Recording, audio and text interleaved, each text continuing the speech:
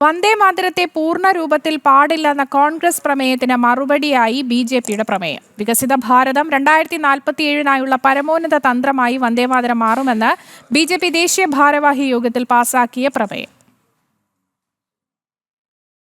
ഭാരതീയർ ദേശീയ അഭിമാനത്തിന്റെയും സ്വാതന്ത്ര്യത്തിന്റെയും ത്യാഗത്തിന്റെയും മന്ത്രമായി കൊണ്ടുനടന്നത് വന്ദേമാതരമെന്ന് ചൂണ്ടിക്കാട്ടുന്ന ബി.ജെ.പി പ്രമേയം വന്ദേമാതരത്തെ ബഹുമാനിക്കുക എന്നത് ഒരു രാഷ്ട്രീയ പാർട്ടിയുമായി മാത്രം ബന്ധപ്പെട്ട കാര്യമല്ല എന്ന് പറയുന്നു. വന്ദേമാതരത്തിന്റെ ബഹുമാനത്തിൽ ഒരു വിട്ടുവീഴ്ചയുമില്ലെന്ന് ബി.ജെ.പി വ്യക്തമാക്കുന്നു.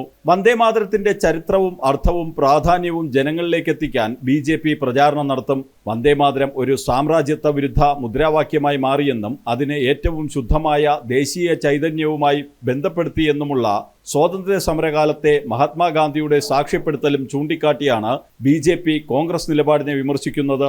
മുസ്ലിം ലീഗ് വന്ദേമാതരത്തോട് കാട്ടിയ എതിർപ്പിന്റെ ചരിത്രമടക്കം എടുത്തുകാട്ടി ബി.ജെ.പി പ്രചാരണം നടത്തുമ്പോൾ അതിന്റെ ലക്ഷ്യം കോൺഗ്രസും അവരുടെ പ്രീണന വോട്ട് ബാങ്ക് രാഷ്ട്രീയവും തന്നെ. വന്ദേമാതരത്തിന്റെ ആദ്യ 2 ചരണങ്ങൾ മാത്രം ആലപിച്ചാൽ മതിയെന്ന കോൺഗ്രസ് പ്രമേയത്തെ അപലപിച്ച ബി.ജെ.പി ഈ നിലപാടിനോടുള്ള ശക്തമായ പ്രതിഷേധവും രേഖപ്പെടുത്തി. വന്ദേമാതരം രാജ്യത്തിന്റെ സ്വാതന്ത്ര്യ സമരത്തിൽ വഹിച്ച പങ്കടക്കം എടുത്തുകാട്ടി ബി.ജെ.പി നടത്തുന്ന പ്രചാരണത്തിന്റെ പ്രധാന ലക്ഷ്യം യുവാക്കളെ ബോധവൽക്കരിക്കുക എന്നതാണ്. ദേശീയ ഭാരവാഹി യോഗത്തിന്റെ തീരുമാനമനുസരിച്ച് രാജ്യവ്യാപകമായി ബി.ജെ.പി വന്ദേമാതരം വിഷയത്തിൽ പ്രചാരണവുമായി രംഗത്തിറങ്ങുമ്പോൾ അത് കോൺഗ്രസിനെ പ്രതിരോധത്തിലാക്കുകയാണ്.